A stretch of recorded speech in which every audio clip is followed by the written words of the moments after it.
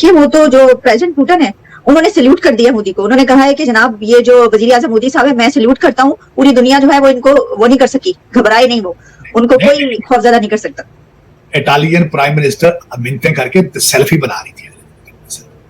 Kenya को उन्होंने $251 million की क्रेडिट लाइन दी है, जो उनका प्रेसिडेंट अगले दिन आया था, जो उसने अल्फाज इस्तेमाल किए हैं आके उनके लिए, वो भी जाहिर है क्योंकि अपने मुल्क के लिए अच्छे हैं।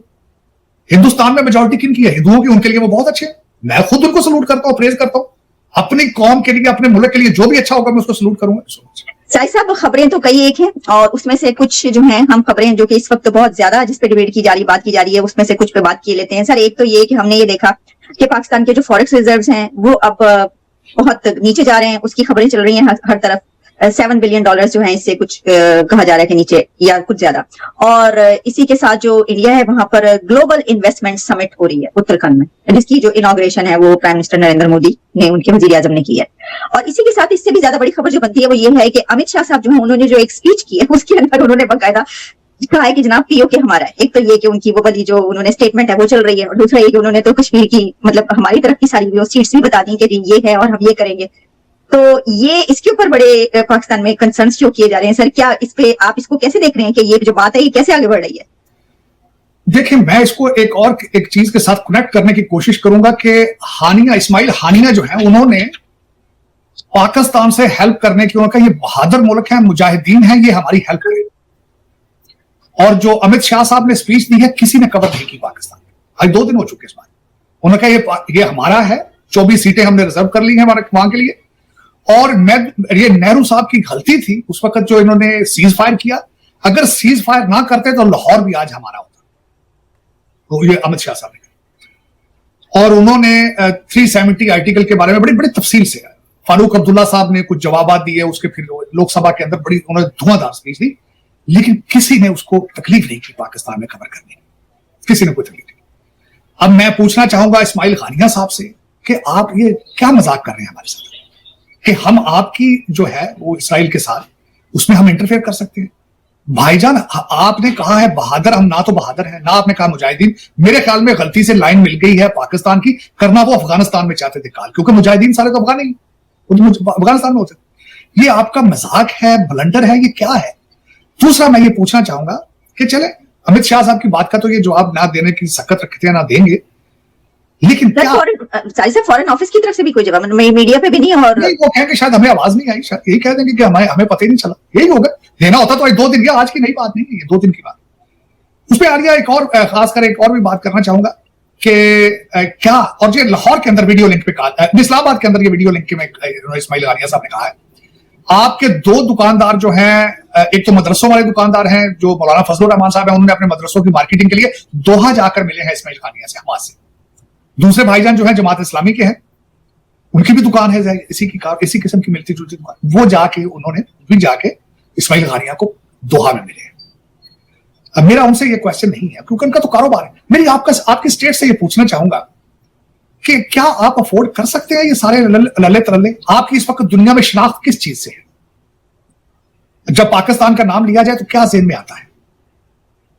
क्या आप अफोर्ड कर पाते थे कि यहां पे इस्लामाबाद के अंदर एक बहुत बड़े हाल के अंदर जना सिंपोजियम, ये जहां पे वो स्पीच उन्होंने की है वीडियो लिंक के जरिए इस्माइल हानिया ने, क्या आपको ये करना चाहिए था ये? और मैं इसी को रिलेट करूंगा आपके लो रिजर्व के साथ कि इस वक्त आप सिर्फ IMF के ऊपर डिपेंड कर रहे हैं क्योंकि सीपैक तो आपने बंद कर दिया। तो क्या आपको मालूम है कि IMF अमेरिका के अंदर वॉशिंगटन DC में है और सबसे ज्यादा IMF के फंड अमेरिका देता है, और अमेरिका ने हमास को दहशतगर्द तंजीम करार दे रखा है?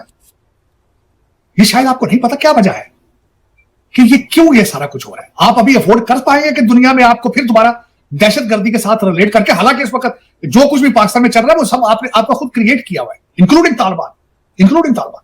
You created Taliban. वो सब यहां से ट्रेन होकर सारे यहां पढ़ते रहते, मुल्ला उमर भी यहीं पढ़ते थे, कराची में मदरसे में पढ़ते थे। आप इस कारोबार को मजीद तूल देना अफोर्ड कर सकते हैं आप? ये मेरा ये क्वेश्चन है आपकी स्टेट से और किसी से नहीं है, लेकिन अफसोस कि आपने इस पर तवज्जो नहीं दे रहे हैं और मुसलसल ये मजीद खराबियों की तरफ जाएगा। आज चलास अगले दिन 8 बंदे मारे हैं उन्होंने चित्राल वाली साइड पे, वो अंदर घुस के आपको आके मारते हैं। तालिबान जो ओरिजिनल बैठे हैं इस वक्त वो स्ट्रांग से स्ट्रांग होते जा रहे हैं। चाइना के साथ उन्होंने चाइना ने उनका एम्बेसडर वहां पे पहुंच चुका है। इंडिया एम्बेसी खुल रही है। 2 कौंसल जनरल तालिबान के काम कर रहे हैं और वही तालिबान टीटीपी को प्रोटेक्ट करते हैं। उनका वो उनके अब ये कह सकते हैं कि they are extension, TTP are extension of original Taliban. तो आप सो रहे हैं, आप क्या कर रहे हैं?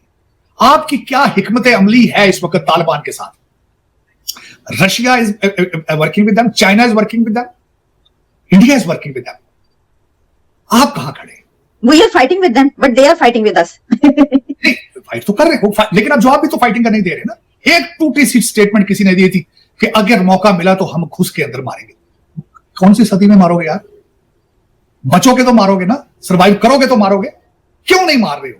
वो मोटरसाइकिलों पे है, गधों पे है, फिर रहे वो आपके ट्रेनशुदा है सारे। वो किस चीज का इंतजार कर रहे हैं आप? मैं तो इस चीज पे हैरान हूं कि आप हर चीज जो देखिए, आप लगता है आप पता नहीं सो रहे हैं, आपको होश ही नहीं है, करप्शन से ही नहीं बच पा रहे हैं। आपके सबके टारगेट सिर्फ लंदन और टोरंटो में ही है, सारा कुछ दुबई में ही है प्रॉपर्टी। पाकिस्तान ये नहीं बचेगा तो किसको लूटोगे भाई? मेरा ये क्वेश्चन है। जब पाकिस्तान ही नहीं होगा तो ये तुम्हारे बच्चों के लंदन के, टोरंटो के खर्चे कौन बर्दाश्त करेगा? किस तरह चलेगा यार कारोबार? वो तो 24 सीटें उन्होंने बना दी पीओके में अंदर। वो तो कहते हैं हमारा है। आज देख ले आप, अगर किसी को होश है तो गूगल करके, यूट्यूब पर देखे जाके, उस पर ही सुने अमित शाह साहब। सर गूगल करने की जरूरत नहीं है साहिब साहब, ये सारे सोशल मीडिया पे चल रहा है, व्हाट्सएप ग्रुप्स में ही हो रहा है। उसके ऊपर बड़ी कंसर्न से, मतलब लोग तो जाहिर है लोगों को तो फिक्र होगी, लेकिन कोई जवाब नहीं है। पाकिस्तान के main stream media, establishment, bureaucracy, foreign office, किसी ने इसको कवर नहीं किया। जिस तरह इनको पता ही नहीं, जिस तरह they are behaving like they don't know what is going on, they behaving like it. It's a serious matter. चले, लेकिन इस वक्त अगर देखा जाए तो अब सर ये जो फॉरेक्स रिजर्व्स हैं सर, जो रिजर्व्स हैं वो अब $7 बिलियन से नीचे जा रहे हैं। और जो हम देख रहे हैं कि उसी तरीके से जो इंडिया है, वहां पर मैंने आपको बताया कि ग्लोबल इन्वेस्टर्स की समिट हो रही है कि कितनी इन्वेस्टमेंट जो है वो पूरी दुनिया के इन्वेस्टर्स वहां पर उत्तराखंड में मौजूद है, जिसकी उनकी वजीर आजम ने इनॉग्रेशन की है। आलिया इस वक्त कहा जाता है चाइना स्लोज इंडिया ग्रोज। जो कारोबार चाइना से निकल रहा है सारा का सारा भारत में जा रहा है। अमेरिका इस वक्त, अमेरिका जहां बैठा हूं वो डरता है इंडिया से, उनकी इकोनॉमिक ग्रोथ से डर रहा है। 7.8% रेशो है इस वक्त उनकी ग्रोथ की। तो ये जहां मैं बैठा हूं ये उनसे डर रहे हैं, ये उनसे बात करने से घबराते हैं। तो आप किन की बातें करते हो? और आप लोग, मैंने बता दिया आप क्या है। आप तो, मेरा मकसद है, आप तो अभी तक आप बिजी हैं लूटने में। आप अभी तक मलक रियाज से ही आगे नहीं जा सके। आप अभी तक, आपकी प्रायोरिटी पीरनी है, मलक रियाज है, आपकी मानिका है। आगे इंटरव्यू मानिका के 2 बच्चों के आने वाले हैं अपनी मां के खिलाफ। आपकी प्रायोरिटीज ये है, आप इससे आगे ग्रो ही नहीं कर पा रहे। सर वो एक और खबर आ रही थी साजिद साहब के, जो रिटायर्ड मेजर रिटायर्ड आदिल राजा है, उनकी जो अब जायदाद है वो फरोख्त हो रही है पाकिस्तान में। तो वो तो लंदन में बैठे नहीं, वो लंदन में बैठे हैं, उनकी जायदाद भी तो डीएचए में ही होगी। 2 प्लाट अभी बचे होंगे जो अगर उन्होंने नहीं बेचे तो। मेजर ने कितनी उसकी प्रॉपर्टी होगी उन्होंने रख देनी। और दूसरे कैप्टन साहब में कनाडा में बैठे हैं। और जो यहां बैठे हैं उनको क्यों नहीं पूछते भाई? जो यहां बैठे हैं पाकिस्तान में, जो आधा पिंडी डिवीजन जिसके जो मालिक है उसका, जिसका जो खुद पटवारी बन गया था एक आर्मी जनरल होने के साथ, उनसे क्यों नहीं पूछते ये भी क्या हुआ है?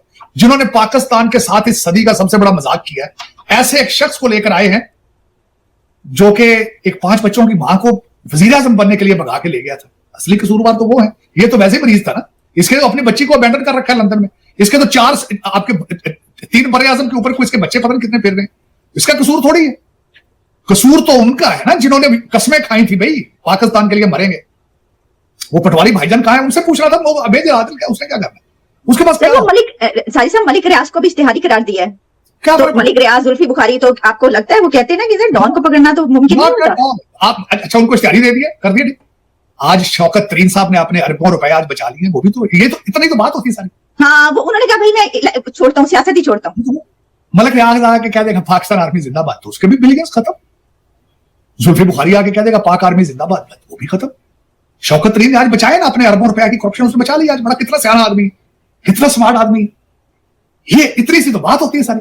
आपके वहां पे कानून के तो हालात को नहीं है, नेशनलिज्म भी नहीं है, इस्लाम की भी कोई हालत नहीं है, जमीर की भी कोई हालत नहीं है, इकोनॉमी का आप सोचना ही नहीं है। मेरे ख्याल में चंद मुल्क ऐसे होंगे, अब तो बहुत थोड़े मुल्क रह चुके होंगे जो सिर्फ खैरात पे चल रहे हैं। पाकिस्तान मेरे ख्याल में लीडिंग पोजीशन इन देयर। लेकिन अफसोस है कि सर इसमें एक और सवाल मैं आपसे ये करना चाहूंगी कि ये जब सामने आ रही है ना बात बार बार कि जो इंडिया है वो अब थर्ड लार्जेस्ट जो इकोनॉमी है वो बनने जा रहा है, बल्कि मैं देख रही थी अभी भी आया हुआ है कि उसके ऊपर एक जगह पर उनके वजीर आजम जो हैं वो खिताब कर रहे थे, उसमें उन्होंने कहा है Modi says India to be third largest economy in his next term, दोबारा से यानी उन्होंने कहा, कह तो रहे लेकिन अब एक बार फिर। तो इसमें जो पाकिस्तान का सोशल मीडिया उसके ऊपर ये चल रहा था, मैं देख रही थी कि व्हाट्सएप ग्रुप्स में कि जनाब ये तो पाकिस्तान की सॉवरेनिटी के लिए बड़ा खतरा है, ये तो बड़ी खतरनाक बात है, ये क्या हो जाएगा, ये तो सर क्या अगर कोई कंट्री तरक्की कर रहा है, हमसाया मुल्क आपका तरक्की कर रहा है, तो उसमें आपकी सॉवरेनिटी को कैसे खतरा होगा? इस पर सर आप क्या कहना चाहेंगे? मैं ये कहना चाहिए गुस्से से न मर जाए, नफरत से न मर जाए फड़क के कहीं, मुझे यही खतरा हो सकता है। और खतरा क्या होना है? वो पहले इस वक्त आपसे 100 साल के गैप तो आपको दे चुके हैं, $600 बिलियन रिजर्व जिनका बाहर हो, जो चांद पे जा चुके हो, जो स्पेस स्टेशन बना रहे हो, जो सूरज के ऊपर सैटेलाइट भेज चुके हो, वो आपसे 100 साल का गैप दे चुके हैं आपको पहले। तो आपको कौन सा खतरा है उनसे? हाँ, उनको आपसे खतरा जरूर हो सकता है, इसमें कोई शक नहीं। उसकी वजह यह है कि आप कहीं कोई ऐसी आप ना कर जाए बात जिससे उनकी ग्रोथ रुक जाए, ये उनको खतरा होना चाहिए आपसे। आपको क्या खतरा है उनसे? मेरा मकसद है कि इस रीजन के अंदर उनके साथ नेपाल है, वो भी वहां भी करप्शन की बुरी हालत है। बांग्लादेश फिर भी उनसे बेहतर है नेपाल से, और कई ममालिक हैं वहां पे आसपास। इस वक्त दे आर लीडिंग, उनकी तरक्की तो रुक नहीं सकती, पॉसिबल नहीं है, क्योंकि तालीम है उनके पास। और मैं ये दुख के साथ हालिया फिर एक दफा कहूंगा कि आप एक ऐसे मजहब से बिलोंग करती हैं जिसके शुरू में कहा गया इकरा पढ़ो, और वह एक दूसरा मजहब है जो सबसे ज्यादा न पढ़े हैं, सबसे ज्यादा मेरा मकसद जिनको कोई होश हवास ही नहीं कहा। आपके मौलवी जो है कोई हाई स्कूल मौलवी भी नहीं होता, और आपको बच्चों को और आपको बताता है 7वीं सदी का इस्लाम चाहिए, 7वीं सदी। बस आप 7वीं सदी से निकल ही नहीं रहे हैं आप, पता नहीं क्या बात है। सर हम ये बात कर रहे हैं तो अभी तो मतलब ये जो फिक्र है इस चीज की, तो आप ये तो जो प्रेसिडेंट पुतिन है उन्होंने सल्यूट कर दिया मोदी को, उन्होंने कहा है कि जनाब ये जो वजीर आजम मोदी साहब है मैं सल्यूट करता हूँ, पूरी दुनिया जो है वो इनको वो नहीं कर सकी, घबराए नहीं, वो उनको कोई खौफजदा नहीं कर सकता। इटालियन प्राइम मिनिस्टर मिन्नतें करके सेल्फी बना रही थी कीनिया को अगलों ने $251 मिलियन की क्रेडिट लाइन दी है, जो उनका प्रेसिडेंट अगले दिन आया था, जो उसने अल्फाज इस्तेमाल किए हैं आके उनके लिए, वो भी जाहिर है क्योंकि अपने मुल्क के लिए अच्छे हैं। वो हिंदुस्तान में मेजॉरिटी किन की है? हिंदुओं की, उनके लिए वो बहुत अच्छे हैं। मैं खुद उनको सलूट करता हूं, प्रेज करता हूं। अपनी कौम के लिए, अपने मुल्क के लिए जो भी अच्छा होगा मैं उसको सलूट करूंगा, इसमें कोई शक नहीं, कहीं का भी हो। चाइनीज सिर्फ अपने मुल्क के लिए नहीं, अभी आपने खुद ही कहा कि कीनिया को भी वो उसको भी हेल्प आउट करे। पूरी दुनिया के ऐसे कंट्रीज हैं जो कि इन हालात में हैं, अफगानिस्तान से लेकर कहां का, वो सबकी मदद कर रहे हैं। तो सिर्फ अपने मुल्क की नहीं, वो तो दूसरे, तो सिर्फ एक हम जो कंट्री पाकिस्तान है, हमारा कंट्री, वो फिर उसको क्यों इस तरह की कोई है खौफ? उनकी भी तो मदद हो सकती है अगर वो चाहें। ऑफ कोर्स हो सकती है मदद उनकी अगर चाहे, लेकिन आप मदद लेना भी तो चाहे ना। आप जब रहना जिहाद के मोड में रहना चाहते हैं मुसलसल, या आपको पता नहीं जहाज इतना सूट क्यों कर गया, मेरे तो कुछ समय से बाहर है। आप तो सऊदी भी छोड़ गए ये काम। यूएई के अंदर बहुत बड़ा मंदिर बन रहा है, सऊदी अरेबिया के अंदर मंदिर बन रहा है, वो सारे बॉलीवुड वो कहते हैं हमने दुबई को भी काट देना है। जो न्योम सिटी बना रहे हैं सऊदी अरेबिया के अंदर, वो यहूदियों के साथ वो लबी डबी है, सारा कुछ ठीक ठाक है। लेकिन आप हैं कि आप मुसलसल नफरत में, कभी कहते हैं कोका कोला को जला देना है, कभी कहते हैं फेसबुक को बंद कर देना है। पता नहीं कैसे आपके बिहेवियर सारी दुनिया से नाराज हैं आप, और इस मोड से नहीं निकल रहे आप। ये आपके पैसे जाते तौर बताओ, ये आपके लिए अच्छा नहीं है। दुनिया को हु केयर्स अबाउट पाकिस्तान? आपने दुनिया को, आपके पास है क्या दुनिया के लिए कुछ देने के लिए या लेने के लिए? कुछ भी नहीं। तो वो तो अब परेशान है लोग। अब आपसे मेरा मतलब, तो लोग आपको देख के माफिया मांग रहे हो, कहते हैं यार प्लीज। अब वो हालात आपको अभी तो ये खबरें, अभी मैं देख रही थी, खबर आ रही है जनवरी में जो होने जा रहा है इंडिया में, वो एक तो अयोध्या एयरपोर्ट जो है उसका इफ्तिताह होने जा रहा है, और उसी के साथ जनवरी में ही जो है वो ग्रैंड राम टेम्पल जो है उसकी भी वो इफ्तिताह करने लगे हैं मोदी साहब। नहीं ठीक है, देखिए ना, उनका कंट्री है, उनका मजहब है, वो अपने लिए कर रहे हैं। जो सारी को ये क्रिश्चियन भी तो अपने बनाते हैं ना चर्चेस, क्रिश्चियन बड़े बड़े चर्चेस बनाते हैं, बड़ा बड़ा कुछ अपना करते हैं, जो किसी को सूट करे उनका अपना मैटर है। आपको ये देखिए आप कहां खड़े हैं, मेरा तो ये क्वेश्चन है ना, आप कहां जा रहे हैं? कोई आप इस वक्त 3-4 लोग, मैं आपके पॉलिटिकल थोड़ी सी बता देता हूं। अगर आपके शहबाज शरीफ साहब मिल गए हैं तरीन साहब से, उनके साथ सीट एडजस्टमेंट कर रहे हैं, बड़े मियां साहब शुजा साहब से जाके सीट एडजस्टमेंट कर रहे हैं, कुछ कैबिनेट की सीटें, कैबिनेट की वजारतें जो है वो बलोचिस्तान दे आए थे, कुछ कैबिनेट की वजारतें एमक्यूएम को दे देंगे। तो आप खुद क्या है, बात तो ये करने वाली ना, आप क्या है, आप कहां जा रहे हैं? इलेक्शन तो खैर मैं तो इसका हल नहीं समझता, लेकिन जो इससे भी इंटरेस्टिंग बात है और सियासत के हवाले से मैं करना चाहूंगा, ये खान साहब दोबारा फौज के सामने आ गए, आई टू आई, वो दोबारा खड़े हो गए फौज के सामने। आज से 2 हफ्ते पहले उनकी पॉलिसी में शिफ्ट आया था कि उन्होंने मरवत साहब से कहा था कि आप जलसों में पाकिस्तान आर्मी जिंदाबाद के नारे लगवाए, उन्होंने लगवाए सूबा सरहद के अंदर।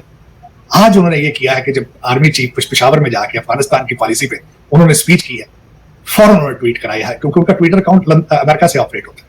उन्होंने कहा अफगानियों को पाकिस्तान से निकालना गैर इस्लामी। और उन्होंने कहा कि थोड़े से तो अफगानी है, इस पे हम पाकिस्तान पे किस किस्म का बोझ है? ये तो कुछ भी नहीं है बोझ, क्या फर्क पड़ता है? फिर उन्होंने कहा है कि हिजरत हमारे मजहब का हिस्सा है।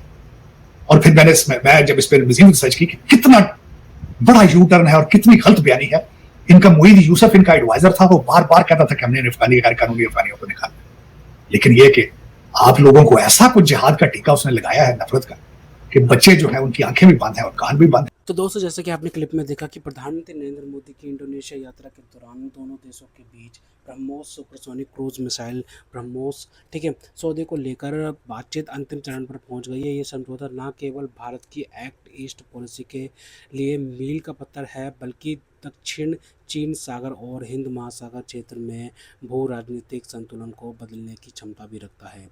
तो दोस्तों, ये ना बहुत बड़ी बात है। ब्रह्मोस जो है ना भाई, भारत बहुत देशों को मतलब कि भाई साहब एक्सपोर्ट करने में लगा हुआ है, ठीक है भाई साहब। इंडोनेशिया हो गया, क्या बोलते हैं, इंडोनेशिया तो अभी हुआ है, ठीक है, यूएई हो गया, फिलीपींस हो गया, वियतनाम हो गया, इन सबको भाई भारत बेच रहा है। जो आसियान कंट्रीज़ है ना, मतलब कि जो फिलीपींस है, वियतनाम है, इंडोनेशिया है, ठीक है, थाईलैंड है, ये है आसियान कंट्रीज़। जो आसियान कंट्रीज़ है ना भाई साहब, ये मतलब कि भाई साहब ये ना चीन से बचने के लिए मतलब कि भाई एक रणनीति बना रही है, और उसमें साथ चाहिए भारत का।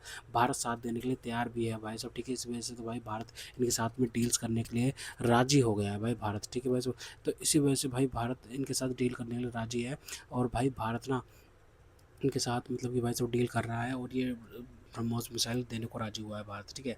तो भाई देखो, सैन्य रक्षा विशेषज्ञ और रक्षा मंत्रालय के आंकड़ों के अनुसार एक ब्रह्मोस मिसाइल की अनुमानित लागत लगभग 3.5 मिलियन डॉलर के करीब है, और 29 से 30 करोड़ रुपए होती है इसकी कीमत। हालांकि इसके एडवांस और आधुनिक दूरी तक मार करने वाले वेरिएंट जैसे ब्रह्मोस, ठीक है, एक्सटेंडेड रेंज की प्रति यूनिट कीमत लगभग 4.85 मिलियन डॉलर, लगभग 40 करोड़ रुपए तक है, ठीक है। और जब कोई किसी अन्य देश से मिसाइल प्रणाली खरीदता है, तो कुल सौदे में केवल मिसाइल ही शामिल नहीं होती। इसमें mobile autonomous launchers, radar systems, command and control centre, operate ऑपरेटरों की ट्रेनिंग, मेंटेनेंस और लॉजिस्टिक्स सपोर्ट भी शामिल होता है, ठीक है। वैसे बहुत सारी चीज़ें आती हैं, मतलब जो भी चीज़ें मतलब कि वैसे एक बार डील हो जाती है। तो इंडोनेशिया के साथ में होने वाला ये रक्षा सौदा लगभग 200 मिलियन से 450 मिलियन डॉलर के बीच आंका जा सकता है, जिसमें भारत मिसाइलों के साथ साथ पूरा पूरा तट की सुरक्षा के लिए सिक्योरिटी सिस्टम प्रदान करेगा। इंडोनेशिया के साथ यह सौदा क्यों महत्वपूर्ण है? भारत और इंडोनेशिया के बीच ब्रह्मोस मिसाइल का यह समझौता केवल एक व्यापारिक डील नहीं, बल्कि इसके गहरे रणनीतिक और कूटनीतिक मायने हैं, ठीक है। चीन के प्रभुत्व और अकुंस समुद्री सुरक्षा। इंडोनेशिया एक विशाल महाद्वीप है, जिसके पास दुनिया के सबसे महत्वपूर्ण व्यापारिक समुद्री मार्ग हैं।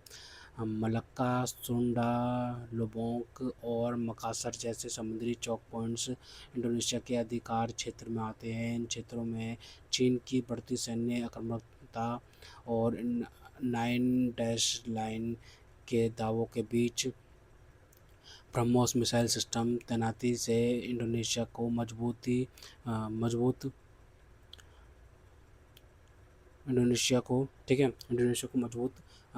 समुद्री प्रतिरोध मिलेगा, ठीक है।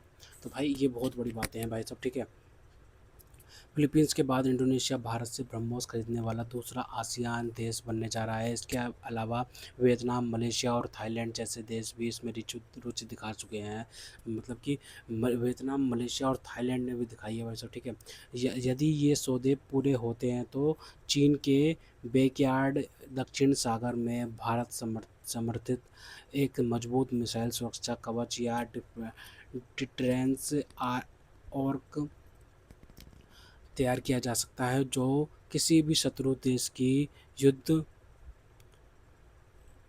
युद्धपोतों को आगे आगे बढ़ने से रोकने की क्षमता रखेगा। तो भाई कितनी बड़ी बात है भाई साहब, ये बहुत ही बड़ी बात है भाई, ठीक है।